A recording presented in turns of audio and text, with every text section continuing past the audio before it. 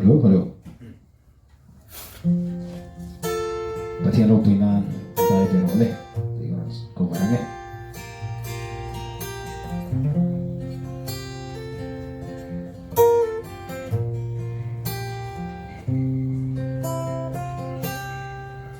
Ra chua soi tur nei lova taranga rong vol chin te ni na chan vo khaleli thang chat lo itung chin mo hey hi shala ako tu che tuar na kha kham thi sen bwala lungain sak mela dar zam love lunga na anei love kalsain na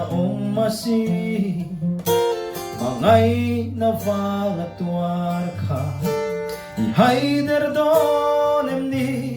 muang po na lam chuan pui so van pasal chate kong ari nuam turan ni ring lola maliral na munari rồi môi na ao thom re in lom tu me la bo to ang che dong mi rin fa pa kong zo tan e ring nun hui liamin dai ve ro le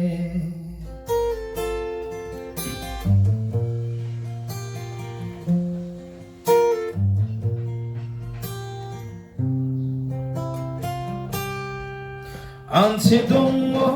Calvary Tina cross amal pova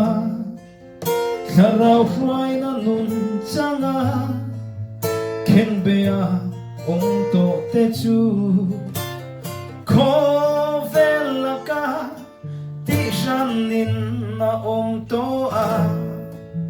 Ti sadanan lovin Lalda nin na puerto a Aklang ngai no cross kong so i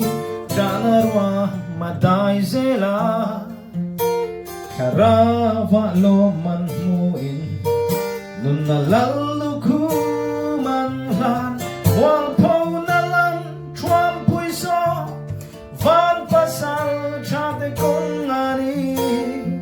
Nuam turan ni ring lola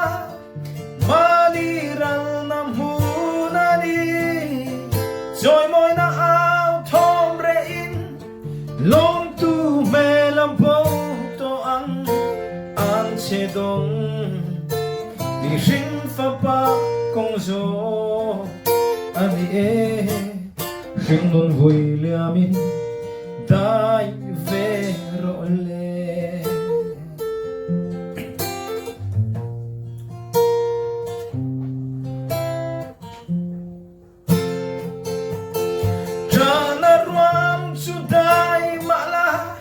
Long na tui na thari muan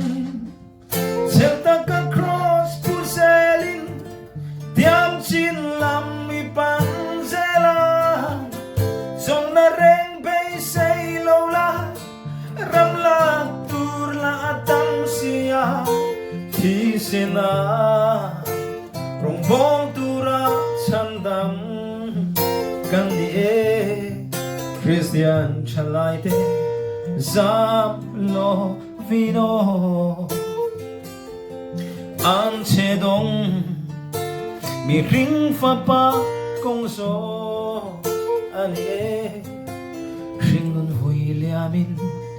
Dai ve role